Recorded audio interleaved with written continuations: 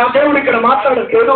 ఈ లోక సంబంధమైన ప్రియుడు ప్రియురాలు ప్రేమ గురించి నా దేవుడు మాట్లాడట్లేదు. ఈ లోక సంబంధమైన ప్రేమ విషయం నా దేవుడు మాట్లాడట్లేదు. కానీ అక్రమం విస్తరించినప్పుడు దేవుని ప్రేమ నీలో చల్లారుతుంది అని చెప్తున్నాడు. హల్లెలూయా. మనిషిపై ప్రేమ తగ్గడం కాదు, నీ భార్యపై ప్రేమ తగ్గిపోవడం కాదు, నీ బంధువులపై ప్రేమ చల్లారిపోవడం కాదు.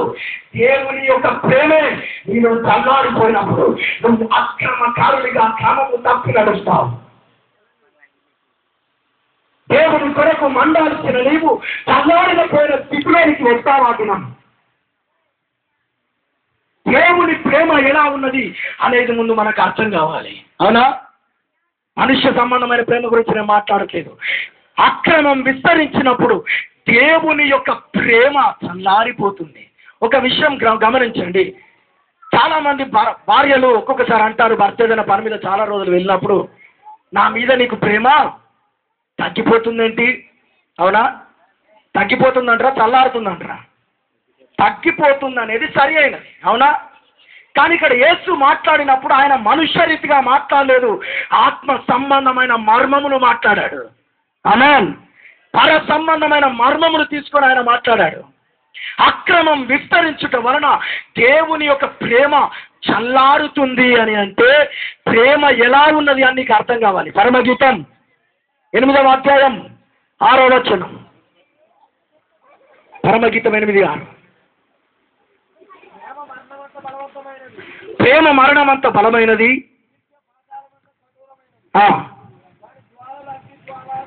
దాని జ్వాలలు. ఇక్కడ మీరు ఒక విషయాన్ని గమనిస్తే ఈర్ష్య పాతాళమంత కఠోరమైనది అనేది ముందు చదివి ఒకసారి ప్రేమ మరణమంత బలమైనది అనేది కింద నుంచి ఇట్లా చదువుకుని రండి ఒకసారి. తర్వాత ప్రేమ కిందికి చదవండి. ఇక దాని జ్వాలలు, ప్రేమ యొక్క జ్వాలలు అగ్ని జ్వాల సమములు, అది యెహోవా పుట్టించే ఒక జ్వాల, నన్ను నామాక్షరముగా ఉంచు. హల్లెలూయా. ఇక్కడ గమనించండి, దేవుడు ప్రేమను అగ్నితో పోలుస్తున్నాడు. హల్లెలూయా, హల్లెలూయా. దాని జ్వాలలు అగ్ని జ్వాల సమములుగా ఉన్నవి. అది దేవుడు మనలో పుట్టిస్తున్న ప్రేమ అనే జ్వాల. హల్లెలూయా. క్రైస్తవుడిగా నువ్వు క్రైస్తవత్వంలో అడుగు పెట్టినప్పుడు ఈ ప్రేమ అనే జ్వాల నీలో మండుతూ ఉంటుంది. గమనించాలి. ప్రారంభ స్థితిలో ఈ మంట అధికమవుతూ ఉంటుంది, కానీ దినము ఈ లోక సంబంధమైన అక్రమమునకు చోటిచ్చి క్రమములో వెళ్ళాల్సిన నీవు అక్రమం ఎప్పుడైతే చేస్తావో ఆ దేవుని ప్రేమ అనే అగ్ని చల్లారిపోతుంది. హల్లెలూయా. అందుకే మంటతో బ్రతకాలని నేను చెప్పింది మర్మయుక్తంగా చెప్పాను. దేవుని ప్రేమ అనే జ్వాలతో మనం బ్రతకాలి. హల్లెలూయా. ఈ లోకమంతా ఆయన ప్రేమ జ్వాలలలో కాల్చబడాలంటే కల్వరి ప్రేమ జ్వాల ఈ లోకమంతా ప్రకాశించాలి. ఆమేన్. హల్లెలూయా. యేసుక్రీస్తు చెప్పాడు ప్రేమ జ్వాల గురించి. ఇంకా ఈ ప్రేమ అనేది అగ్నిగా ఉంది. అందరికి అర్థమైంది కదా. ఈ ప్రేమ అనేది ఇంకెలా ఉంది అని యేసుక్రీస్తు చెప్తున్నాడంటే, యోహాను సువార్త తీయండి, 15వ అధ్యాయం. యోహాను సువార్త 15వ అధ్యాయము 12-13 వచనాల్లో ఆయన ఇస్తున్నటువంటి ఆజ్ఞను చూడండి. నేను మిమ్మల్ని ప్రేమించిన ప్రకారం మీరు ఒకరినొకరు ప్రేమించడం వలనయే మీరు ఒకరినొకరు ప్రేమించవలనన్నదే నా ఆజ్ఞ. తన స్నేహితుల కొరకు తన ప్రాణం పెట్టువాని కంటే ఎక్కువైన ప్రేమ గలవాడు ఎవడనూ లేడు. తన స్నేహితుడికి ప్రాణం పెట్టువాని కంటే ఎక్కువైన ప్రేమ గలవాడు లేడు. యేసు క్రీస్తు ఇస్తున్న ఆజ్ఞ కూడా ఏమిటి? నిన్ను వారిని పొరుగువాన్ని ప్రేమించి. కానీ మొదటి ఆజ్ఞ ఏమిటో తెలుసా? కొత్త నిబంధనలో నీ దేవుడైన యెహోవాను పూర్ణ హృదయంతో, పూర్ణ ఆత్మతో, పూర్ణ మనస్సుతో ఈ దేవుని ప్రేమించవలనదే మొదటి ఆజ్ఞ. తరువాత నిన్ను వారిని పొరుగువాన్ని ప్రేమించవలనది రెండవ ఆజ్ఞగా దేవుడిచ్చాడు. ఈ రెండింటిలో ఉన్నది ప్రేమ. ఆమేన్. హల్లెలూయా. ఈ ప్రేమను యేసుక్రీస్తు చెప్తున్నాడు, ఆజ్ఞతో పోలుస్తున్నాడు. ప్రేమ ఎలా ఆజ్ఞగా మారింది, వాక్యంగా మారింది అనేది మీకు డౌట్ రావచ్చు. వాక్యాధారాలతో నిరూపిస్తా. వాక్యం లేకుండా ఏది చెప్పినా మనం నమ్మొద్దు. సత్యమే నిన్ను స్వతంత్రునిగా మారుస్తుంది. హల్లెలూయా. నేను చెప్పిన అది వాక్యంలో ఉన్నదా లేదా అని నీవు పరిశోధన చేసినప్పుడే నీ కన్నులు వెలిగించబడతాయి. అందుకే నేను వాక్యం లేకుండా ఏది చూపించను. హల్లెలూయా. ఆ ప్రేమ అనే ఆజ్ఞనిచ్చి 15:10 చదవండి. అది యోహాను సువార్తలో 15:10. నేను నా తండ్రి ఆజ్ఞను గైకొని ఆయన ప్రేమయందు నిలిచి ఉన్న ప్రకారం మీరును నా ఆజ్ఞలు గైకొనిన ఎడల నా ప్రేమయందు నిలిచి ఉందురు.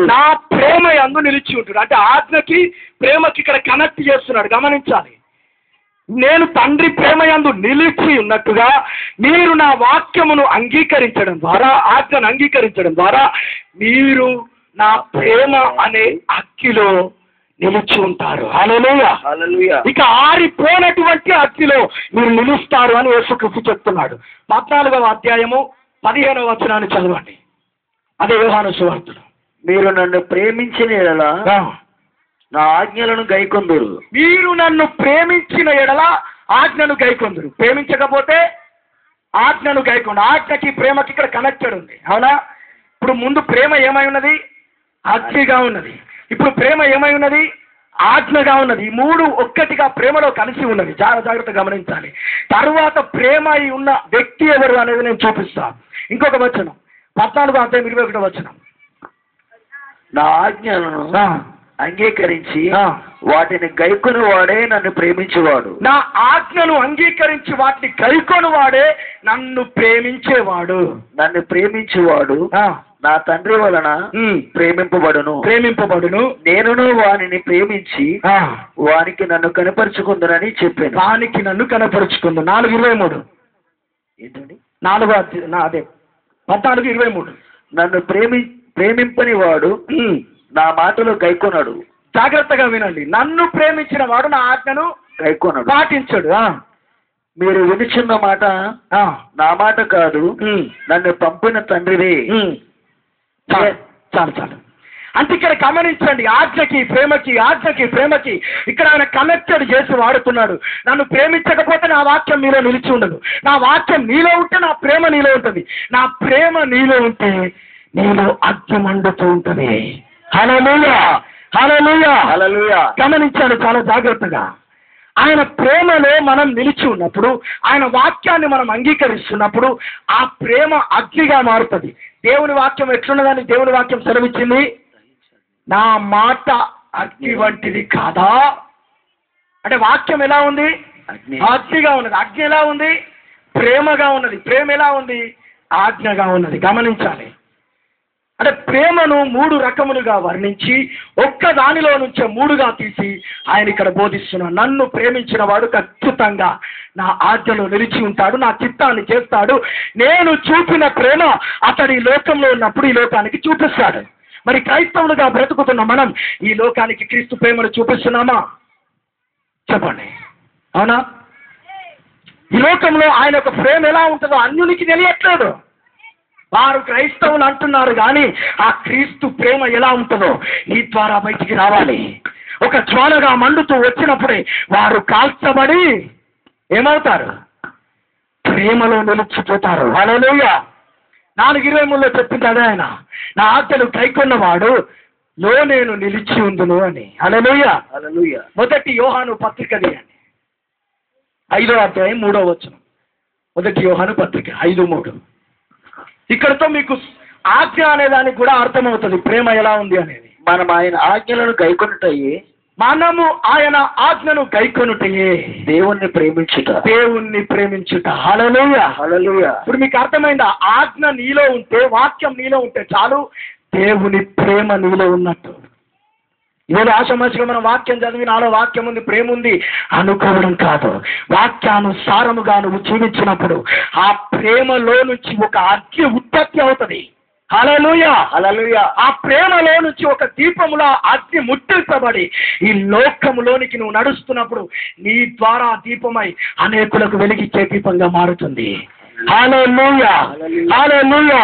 క్రీస్తు ప్రేమ కలిగిన ఒక వ్యక్తి వస్తున్నాడంటే వారి నుంచి ఒక అగ్ని బయలుదేరి వస్తున్నది. అతడు నిలుచున్న చోట ఆ ప్రేమలో నుంచి ఒక అగ్ని ఉత్పత్తి అవుతుంది.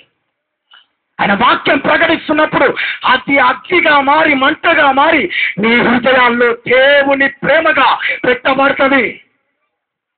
హల్లెలూయా, హల్లెలూయా. అక్రమం విస్తరించడం వలన అనేకులలో దేవుని ప్రేమ చల్లారిపోతున్నది. మండాల్సిన క్రైస్తవుడు ఆరిపోతున్నాడు. ఇంకొక వచనాన్ని గమనించండి, సామెతలు 6:23. ఇప్పుడు ఆజ్ఞ ఎలా ఉంది అనేది మీకు సంపూర్ణంగా అర్థమవుతుంది. 6:23 సామెతలు. ఆజ్ఞ దీపముగాను ఉపదేశము వెలుగుగాను ఉండును.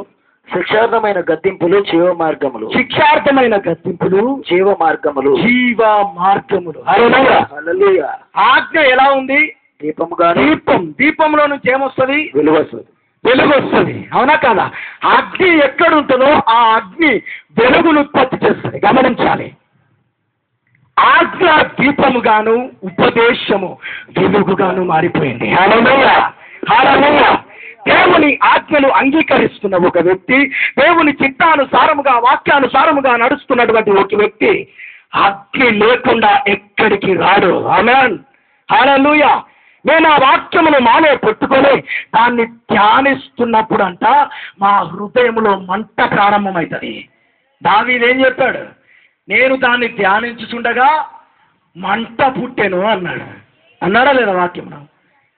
గమనించాలి. వాక్యం అగ్నిగా మారి ప్రేమగా మారి వాక్యముగా మారి ఈ రోజు నీలో నివాసం చేస్తున్నది. హల్లెలూయా. అసలు ఈ మూడు ఒక్కదానిలో కలిసిపోయిన వ్యక్తి ఎవరు అనేది మనం చూడాలి. మొదటి యోహాను పత్రిక 4:8 చదవండి. ప్రేమ యొక్క నిజ స్వరూపం. 4:8. దేవుడు ప్రేమ స్వరూపి. దేవుడు ప్రేమ స్వరూపి. ప్రేమ లేనివాడు దేవుణ్ణి ఎరుగడు. హల్లెలూయా, హల్లెలూయా. హల్లెలూయా. దేవుడు ఏమై ఉన్నాడు? ప్రేమ యొక్క స్వరూపం దేవుడు. హల్లెలూయా, హల్లెలూయా. ఆ ప్రేమ యొక్క స్వరూపమైన దేవుడు అగ్నిగా మారి వాక్యంగా మారి నీ హృదయంలో నివసించినప్పుడు ఆయన దహించు అగ్నిగా నీలో నివాసం చేస్తాడు. హల్లెలూయా. ఇక్కడ దేవుని ప్రేమ చల్లారిపోతున్నది అని అంటే ఆ దేవుడే ప్రేమగా నీలో నివాసం చేస్తున్నప్పుడు, నువ్వు పాప సంబంధమైన జీవితంపై వెళ్తున్నప్పుడు, పాపంలో బ్రతుకుతున్నప్పుడు పరిశుద్ధుడిగా ప్రేమగా ఉన్న దేవుడు, మంటతో మండుతున్న దేవుడు నీలో చల్లారిపోతాడండి. నీ ద్వారా కార్యమైన జరిగించలేడు. గమనించాలి. ఇప్పుడు దేవుడు ఇలా ఉన్నాడని చూడండి. హెబ్రీయులకు రాసిన పత్రిక 12:29. హెబ్రీ 12:29. హెబ్రీ 12:29.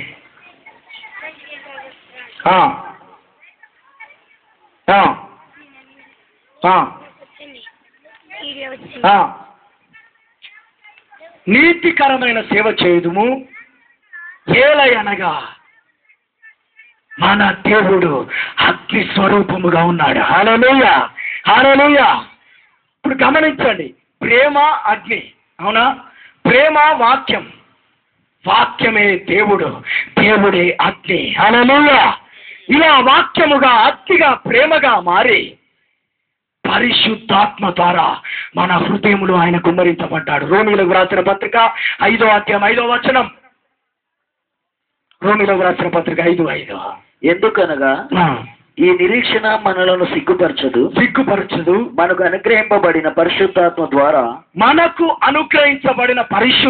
ద్వారా దేవుని యొక్క ప్రేమ మన హృదయములలో కుమ్మరించబడింది. హల్లెలూయా, హల్లెలూయా. పరిశుద్ధాత్మ ద్వారా తిరిగి దేవుడు తన యొక్క అగ్నిని దీపముగా మన హృదయంలో పెడుతున్నాడు. ఇక మీకు ఇంకొక సత్యాన్ని నేను చెప్తాను. ఆది కాండం నుంచి ప్రకటన గ్రంథం వరకు దేవుని యొక్క ప్రణాళిక ఏంటి? దేవుడు మానవుని సృష్టించుకున్నప్పుడు ఈ ప్రేమ ఉన్నదా, ఈ అగ్ని ఉన్నదా అనేది మనం ఆలోచన చేయాలి. అప్పుడు లేని అగ్ని, అప్పుడు లేని ప్రేమ ఇప్పుడు ఎలా ఉంటుంది అనేది కూడా నువ్వు ఆలోచన చేయాలి. దేవుని యొక్క తలంపులు మన తలంపుల వంటివి కావు. హల్లెలూయా, ఆజ్ఞ దీపముగా ఉన్నది అని దేవుని వాక్యం సెలవిచ్చింది. దేవుడు మానవుణ్ణి తయారు చేసుకున్నప్పుడు ఆత్మ శరీరం అతనిలో ఉంది, కానీ అతన్ని నడిపించే అటువంటి ఊపిరి జీవం అతనిలో లేనప్పుడు దేవుడు ఆ మానవునిలో జీవవాయువును ఊదగా నరుడు జీవించే ఒక ఆత్మగా తయారయ్యాడు. గమనించాలి, ఈ రెండు వేరు పదాలు ఒక్కటిగా తీసుకోవద్దు. జీవ ఆత్మ అని అంటే మానవుని దేవుడు సృష్టించుకున్నప్పుడు మట్టి ద్వారా శరీరాన్ని చేశాడు, నీటి నుంచి ఆత్మను సృష్టించాడు. గమనించాలి, మానవుని యొక్క ఆత్మ నీటి నుంచి సృష్టించబడ్డది. మొదట భూమి నుంచి ఆవిరి లేచి నేలను తడిపినప్పుడు ఆ తడి నేల చిగటగ మట్టిగా మారినప్పుడే దేవుడు మానవుని తయారు చేశాడు. హల్లెలూయా. ఉట్టి మట్టితో బొమ్మను చేయగలరా? ఉట్టి మట్టి, దాంట్లో ఏం కలపాలి? నీరు కలపాలి. మీరు ఆదికాండం 2 తర్వాత చదవండి. మొదట ఆవిరి అనే నీరు భూమిపై నుంచి లేచినప్పుడు నీరు మట్టి కలిసినప్పుడే అది చిగట మట్టిగా మారి మానవుడిగా తయారైంది. హల్లెలూయా. అలా సృష్టించబడిన మానవుడికి ఆత్మ ఉన్నది, శరీరం ఉన్నది, కానీ అతని ఆత్మలో శరీరంలో జీవం లేదు. గమనించాలి, మానవుని యొక్క ఆత్మ ఆలోచిస్తుంది కానీ మాట్లాడదు. ప్రాణం ఉన్నప్పుడే, జీవం ఉన్నప్పుడే ఒక వ్యక్తిలో ఆత్మలో శరీరంలో జీవం వస్తుంది. గమనించాలి, ఆ ముందున్న ఆత్మలో జీవం లేదు, శరీరంలో జీవం లేదు. దేవుడు ఎప్పుడైతే తన జీవ వాయువును ఊదినప్పుడు నరుడు జీవమున్న ఆత్మగా తయారయ్యాడు. హల్లెలూయా. ముందున్న ఆత్మకి ఏం లేదు, జీవం లేదు. ఊదగానే జీవించే ఒక ఆత్మగా తయారు చేయబడ్డాడు. ఇప్పుడు గమనించండి, మనిషి యొక్క శరీరం పచ్చిగా ఉన్నది మట్టితో. ఇప్పుడు కుండను పచ్చిగా తయారు చేయగానే తీసుకొచ్చి నీళ్ళు నింపితే ఏమైతే పగిలిపోతుంది. ఇప్పుడు దేవుడు ఊదిన ఊపిరి ఎలా ఉంది అనేది నువ్వు తెలుసుకోవాలి. యెషయా గ్రంథం 30:33.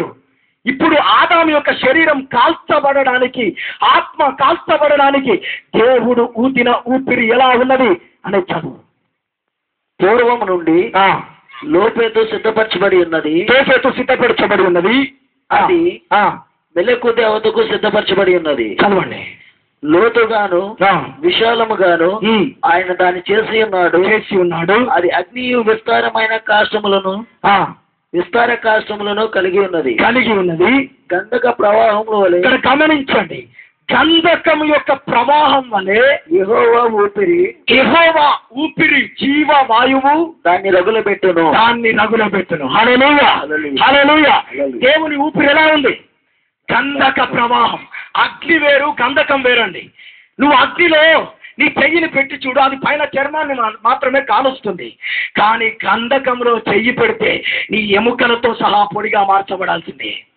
అగ్ని కంటే భయంకరమైన అగ్ని గంధకం. ఆమేన్. అటువంటి అగ్ని యొక్క స్వరూపంలో ఉన్న దేవుడు తన అగ్ని గంధకముగా ఉన్న ఊపిరిని మానవులో ఊదినప్పుడు ఆ మానవుని హృదయంలో ఒక దీపం వెలిగించబడింది. హల్లెలూయా. ఇది దేవుని ప్రేమ దీపముగా మానవునిలో వెలుగుతూనే ఉన్నది. ఆమేన్. హల్లెలూయా. సామెతలు 20:28 చెప్పబడింది. చదవండి. సామెతలు 20:28. రాజులను కాపాడును, కృప వలన అతడు తన సింహాసనమును స్థిరపరచుకును. 20:28 అవునా? సామెతల గ్రంథం. నరుని ఆత్మ యెహోవా పెట్టిన దీపము.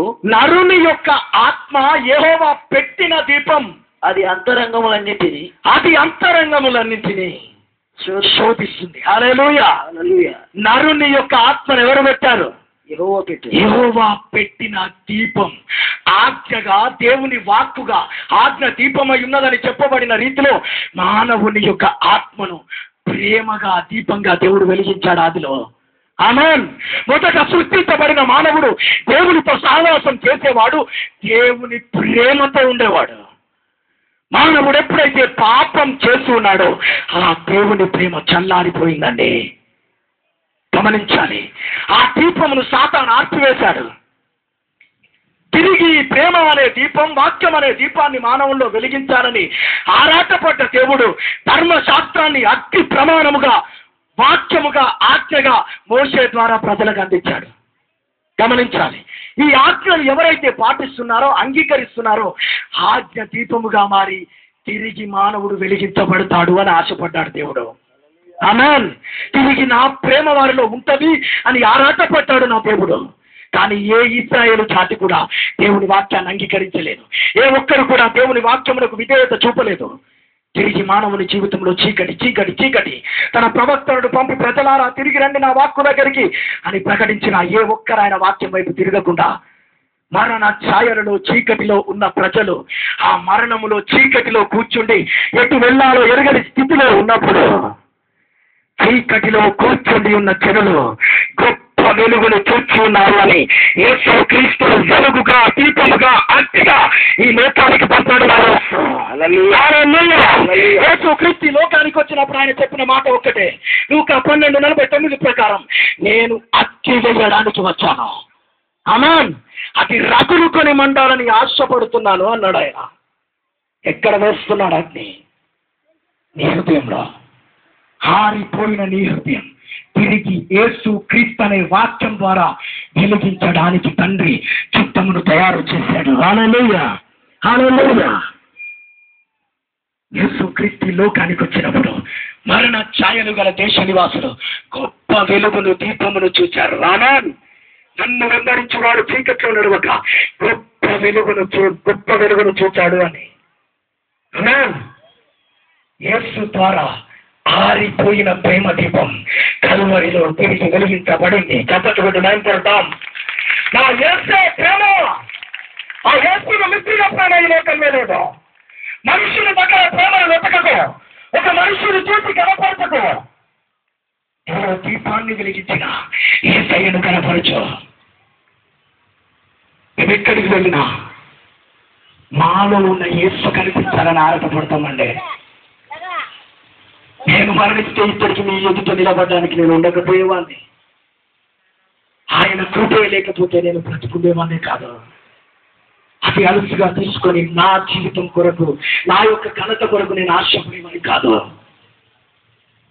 ఈ లోకంలో నేను చాలా మంది అడుగుతారు నన్ను, ఇంతమంది గురించి నువ్వు ప్రార్థన చేస్తున్నావు కదా, నీకు అర్థంగా లేదా అంటే, నాకు ఈ లోక ఘనత నాకు వద్దు. ఎవరు వచ్చి నన్ను మెచ్చుకొని అవసరం లేదు, నాకు అసలు వద్దు. నాకు ఒక్కటి నేను పరలోకమునకు వెళ్ళిన తర్వాత నా యేసు నా వైపు చూసి నవ్వితే చాలయ్యా, ఈ లోకంలో నేను పొందలేని సంతోషం అక్కడ పొందుతాను. ఆయన ఇచ్చే ఘనత కావాలి. మనుషుడిచ్చే ఘనత 10 నిమిషాలు 5 నిమిషాలు. నా యేసు ప్రేమ శాశ్వతమైనది, అది అగ్నిగా మండుతున్నది. అలాగున దేవుడు చేసిన కార్యం ఏమిటంటే, ఆజ్ఞ ఇచ్చిన ఎవరు అంగీకరించకపోవడమును బట్టి ప్రత్యక్ష గుడారం ద్వారా దేవుడు ప్రజల మధ్య నివసించడానికి ఆరాటపడ్డాడు. గమనించాలి, పాత నిబంధనలో దేవుడు ప్రజల మధ్య నివసించాడు. ప్రత్యక్ష గుడారాన్ని కట్టి దానికి 3 స్టెప్పుల ద్వారా 7 కార్యముల ద్వారా కార్యం జరిగించాడు వాక్యానుసారముగా. గమనించాలి, 3 అనేది ఆవరణము, పరిశుద్ధ స్థలం, అతి పరిశుద్ధ స్థలం. ఇందులో 7 వస్తువులు ఉంటాయి. మొదట ఆవరణములో అడుగు పెట్టగానే బలిపీఠం, 2వది గంగాళం, 3వది సన్నిధి రొట్టెలుంచే బల్ల, 4వది ధూపవేదిక, 5వది త్రిప్రవృక్షం, 6వది కరుణాపీఠం, 7వది మందసం పెట్టి. 7 అనేది దేవుని వాక్యం. హల్లెలూయా. కారణం, నీ మాటలు 7 సార్లు కరిగి ఊదిన వెండి అంత పవిత్రమని దేవుని వాక్యం సెలవిస్తున్నది. 7 అనేది దేవుని యొక్క వాక్యం. తిరిగి ప్రత్యక్ష గుడారం ద్వారా ప్రజలు ఆరాధన చేయడం ద్వారా వారిలో వెలగాలని దేవుడు ఆరాటపడ్డాడండి. తిరిగి నా ప్రేమ దీపం వారిలో వెలిగించాలని వేదన పడ్డాడు నా దేవుడు. ఏ ఒక్కరు ఆయన ఆరాధించలేదు. మొదట బలిపీఠం దగ్గరికి రాగానే వారు చేయాల్సింది ఒకటే, స్తుతి, కృతజ్ఞత, ఆరాధన. ఈ 3 ఉండాలి బలిపీఠం దగ్గర. ఇది మనలో ఉన్న మంట ద్వారా ఒక ధూపం వలె పైకి వెళ్ళాలి మన నోటి నుండి. హల్లెలూయా, హల్లెలూయా. అందుకే యేసుక్రీస్తు పాత నిబంధనలో చెప్పాడు, బలిపీఠంపై ఉన్న అగ్ని ఆరిపోవద్దు, నిత్యం మండుతూ ఉండాలి. వేరొక అగ్నిని మీరు తోయకూడదు, నా యొక్క అగ్ని మండాలి. గమనించాలి, మోషే బలిపీఠమును కట్టిన తర్వాత అగ్ని ఎక్కడి నుంచి వచ్చింది చెప్పండి?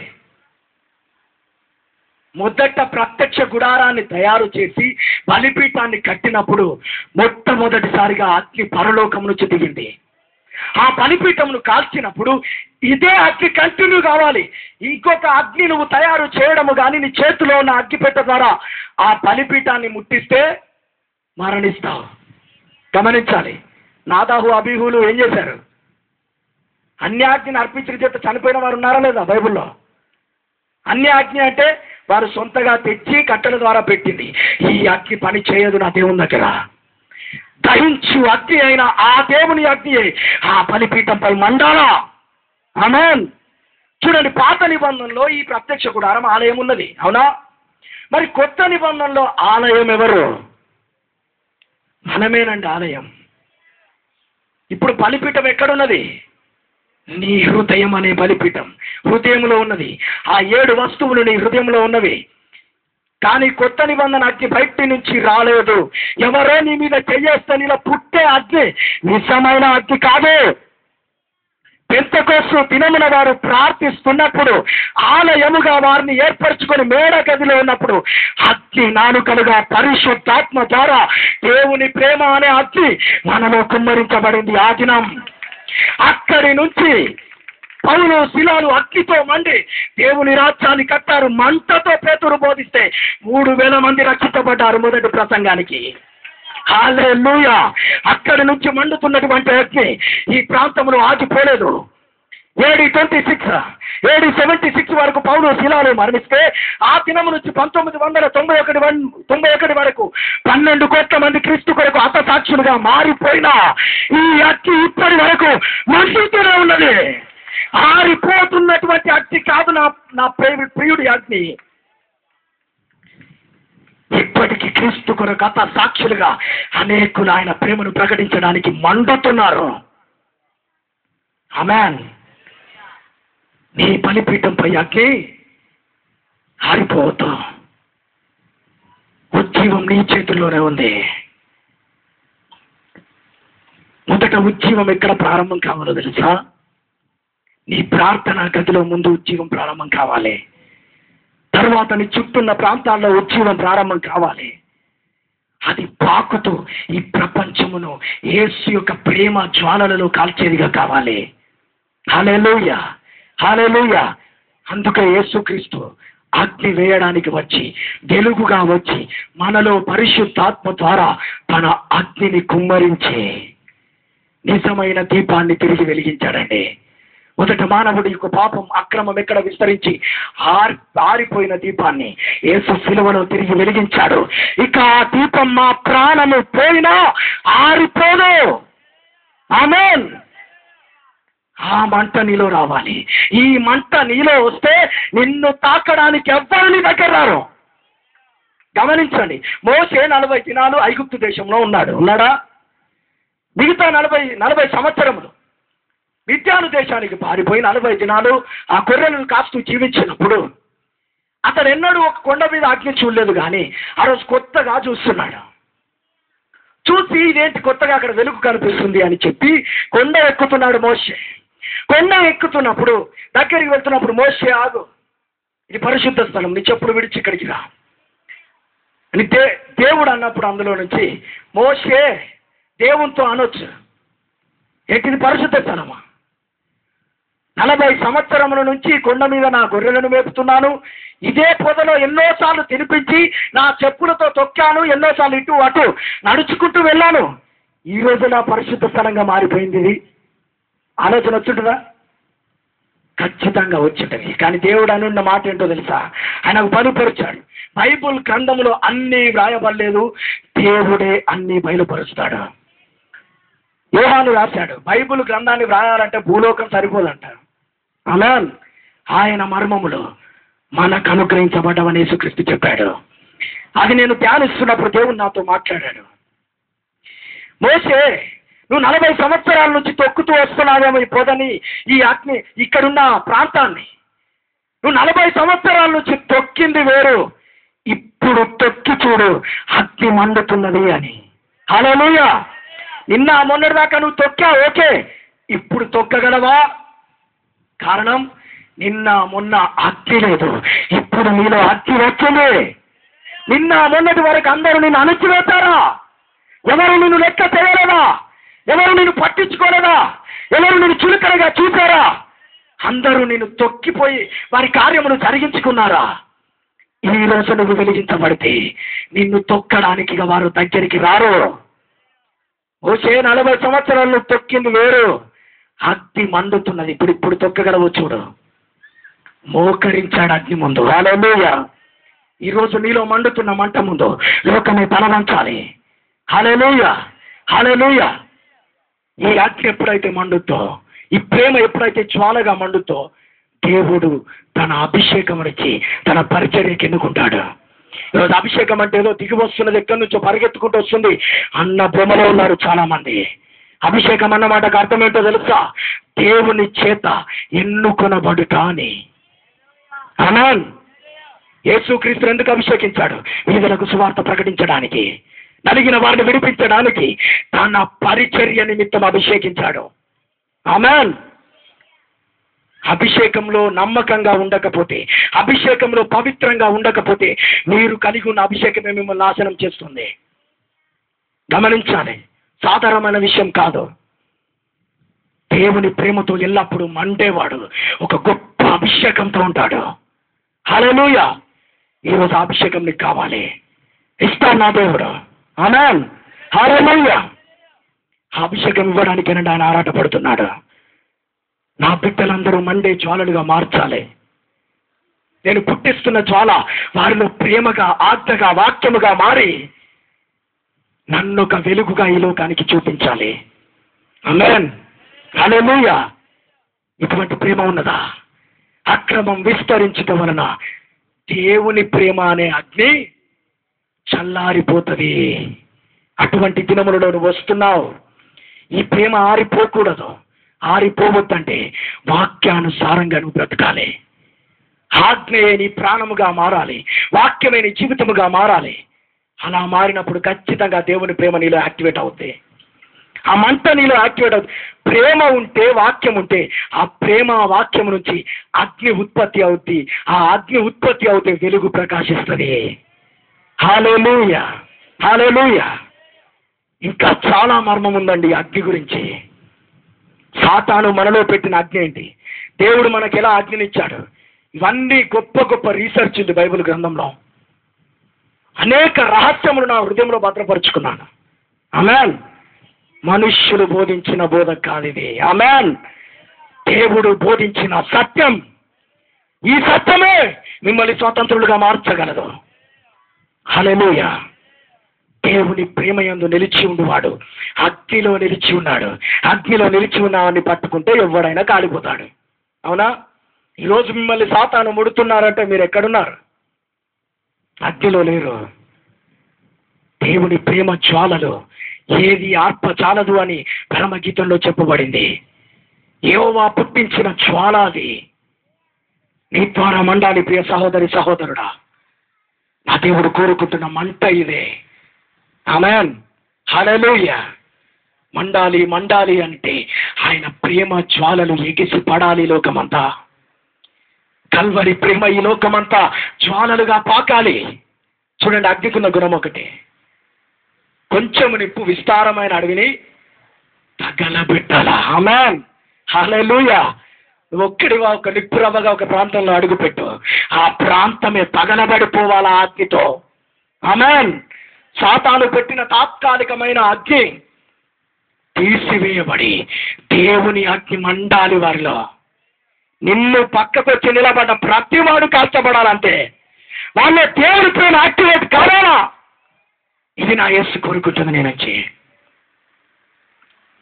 ఈ రోజు నువ్వు సిద్ధమైతే నిన్ను అభిషేకించడానికి నా దేవుడు సిద్ధంగా ఉన్నాడు. అభిషేకం అంటే ఆయన పని కొరకు. ఈరోజు ఎంతమంది అయితే సిద్ధపడతారో మీరు తీర్మానం తీసుకోండి. దేవుడు మిమ్మల్ని అభిషేకిస్తాడు. హల్లెలూయా. నామకార్థముగా జీవించలేరిక ఆ అభిషేకం వస్తే, గొర్రెల తొట్టి నుంచి దావీదును అభిషేకం చేస్తే రాచరికత అభిషేకంగా మారిపోయింది. అది 300 మంది ద్వారా చేయించే హక్కు, అధికారం గిద్దోనికి ఎవరిచ్చారు? దేవుని అభిషేకం. నీ ఒక్కడివైనా దేవుడు అభిషేకం 100 మంది ఎదుటనే నిలబెడుతుంది. అట్టి ప్రేమ అభిషేకంలో ఈరోజు మీరు నిలబడండి. ఇదే నేను మిమ్మల్ని కోరుకుంటున్నది. నా యేసయ్య ప్రేమను చులకనగా తీసుకోవద్దమ్మా. ఆయన ప్రేమను ఏదో మనుష్యుల ప్రేమగా చూడొద్దు. నా యేసు ప్రేమ ఎవ్వరికి దొరకదు. మనకు దొరికిందంటే ధన్యులం. హల్లెలూయా.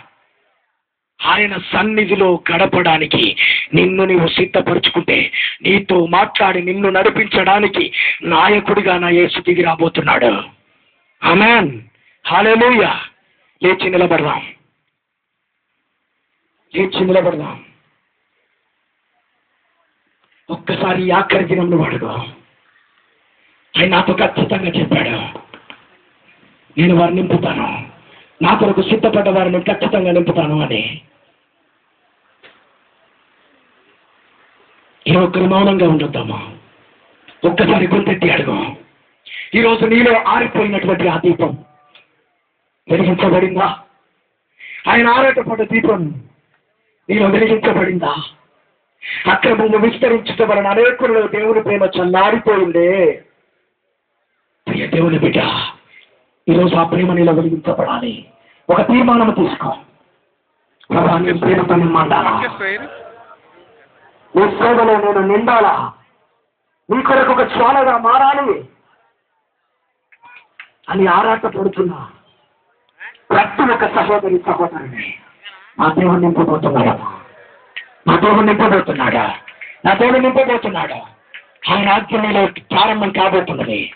హల్లెలూయా, హల్లెలూయా, హల్లెలూయా.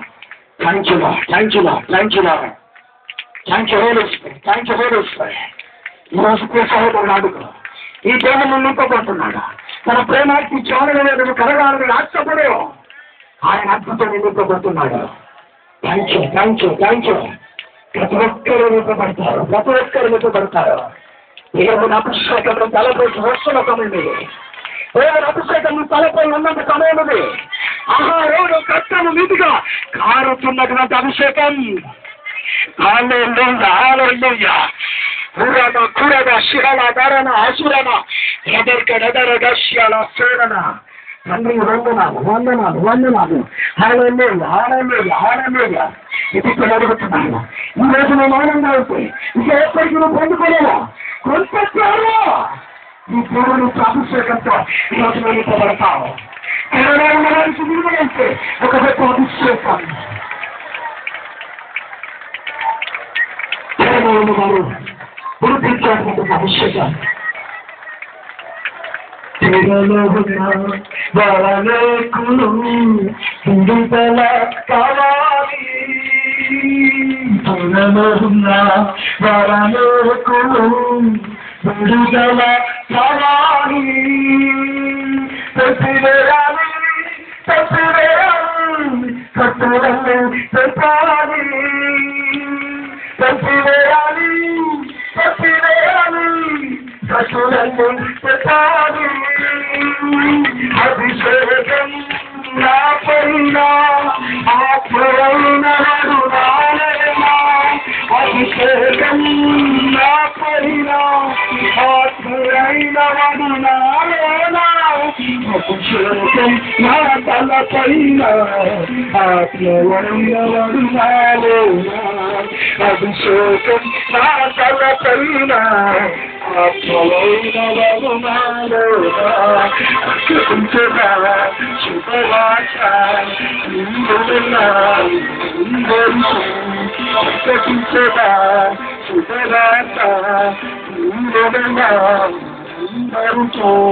అభిషేకం నా పైన ఆత్మరైన వరుణాలయమా. అభిషేకం నా పైన ఆత్మరైన వరుణాలయమా. కరుపజయం తారాకరుతులకు. కరుపజయం తారాకరుతులకు. ప్రతిగానం ఆనంద దైవకాలి. ఉత్తమకం ప్రతిగానం ఆనంద దైవకాలి. అందరూ అభిషేకం నా పైన ఆత్మయైన వరుణాలయమా. అభిషేకం నా పైన ఆత్మయైన వరుణాలయమా. అభిషేకం నా తల పైన ఆత్మయైన వరుణాలయమా. అభిషేకం ఆత్మయైనవాడు నాలో శుభరాము కలుగుతున్నవారు అనేకులను శుభరాము కలుగుతున్నవారు అనేకులను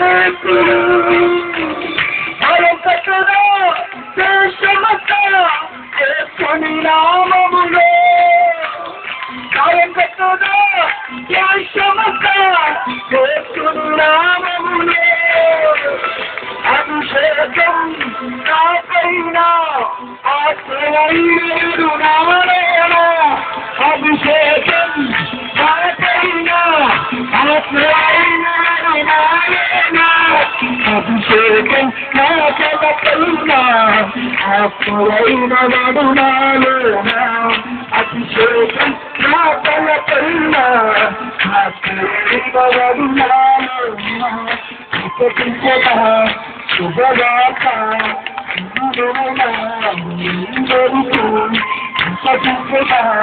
శుభవార్త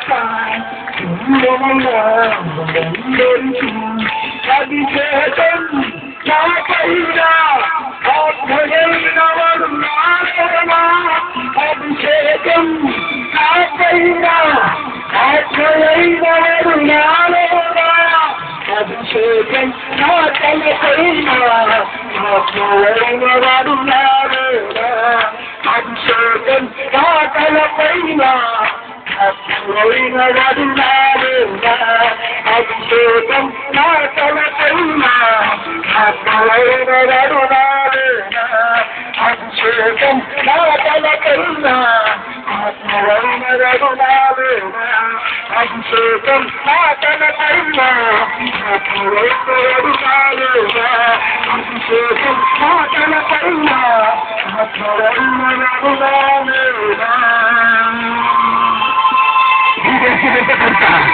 నా పేరు కొరకు ఒక జీవనగా మాట్లాడడానికి సహోదరుల సహోదరు ఈ రోజు దేవుని కొరకు మంటాలని ఆశపడ్డ నువ్వు ముందుకు రా. ఎవరైతే దేవుని కొరకు మందతో బ్రతకాలని ఆశపడుతున్నారు ముందుకు వచ్చి నిలబడండి. ముందుకు వచ్చి నిలబడండి. నేను వారి గురించి ప్రార్థన చేస్తాను. కాంచగలుగుతారు దేవుని కొరకు ఆశ కలిగిన జీవితం హిందుస్థానం కోరుతున్నారు. ముందుకు రండి. దాని గురించి మీరు ప్రార్థన చేయండి. ముందుకు రండి. ముందుకు రండి. కాంచురా ఇంకొక ప్రతిష్ఠితమైన చూడతాం. ఇంకొక ప్రతిష్ఠితమైన చూడతాం. బిడ్డలు చెబుతున్నాను కారణపడుతున్నాను. జీవితంలో ప్రారంభం కావాలా? ఒక మంద ప్రారంభం కావాలి. అందరూ కలిసి నా దేవుడు పొందుతున్న అభిషేకం ఆత్మకులారా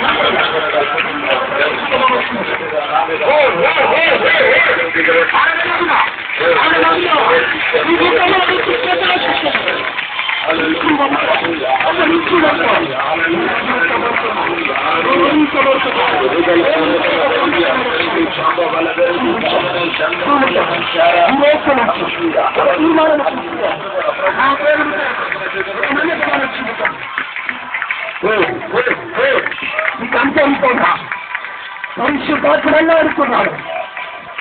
పురాణ హసురణ అర్చర దగర శిలాకర హతురా మామ రారా దశ రనాపుర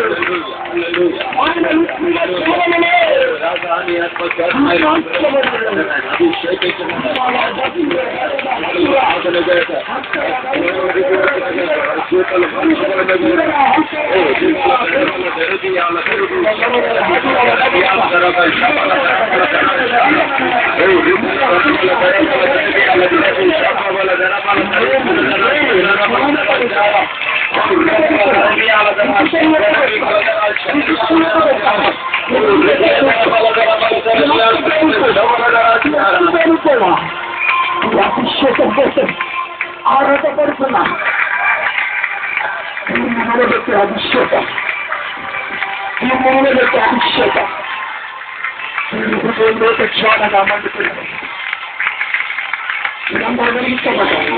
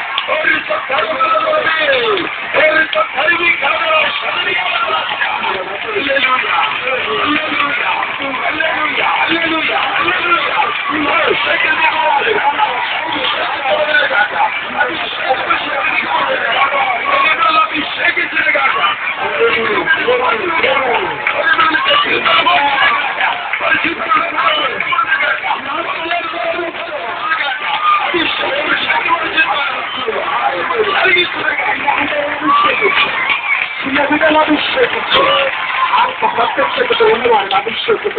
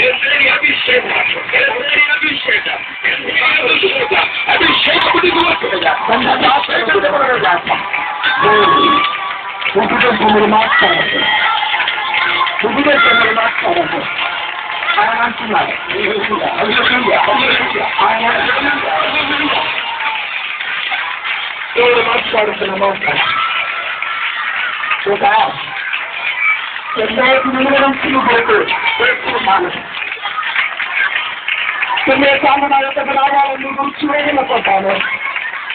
నా ప్రేమను చిత్రంగా పాల్గొన్నాను. నా గుండెల పైన హత్తుకుంటామంటున్నాడు. శూలన్నిటి పరమజింతమే చెప్పినది.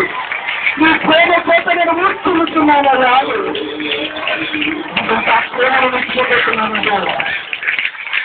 ఆ ప్రేమను ఇప్పుడు కాదు. ఆ ప్రేమను ఉంచుకోండి. ప్రేమకు వ్యతిరేకంగా ఉన్నా, ఈ కుటుంబానికి వ్యతిరేకంగా ఉన్నా, ఈ స్నేహితులకు వ్యతిరేకంగా ఉన్నా, రోషంతో ఉన్నవరన్నా ఆ స్థితిలో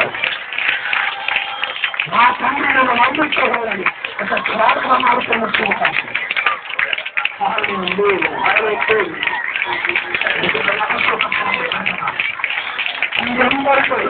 ఈ నీటి వ్యక్తుల ప్రతి వ్యక్తులతో ఈ అక్ష నాయకులు ఇద్దరందుకు ఒక క్షేత్రం నమ్మకం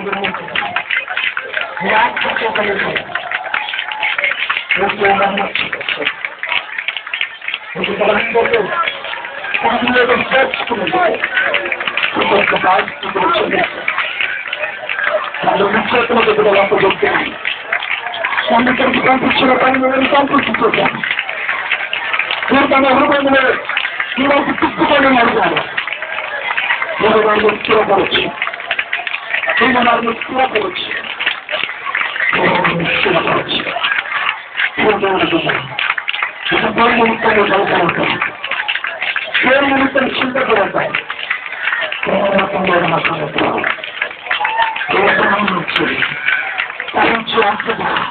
నా వస్తువులకు ముందు నడవబోతున్నారు. నేను చూసే నాయకుడుగా పరిశుద్ధాత్మ నడవబోతున్నారు. నేను కరోనా నచ్చుల హక్కుల మొదలు పెరగబడ లక్ష్యం కుటుంబంగా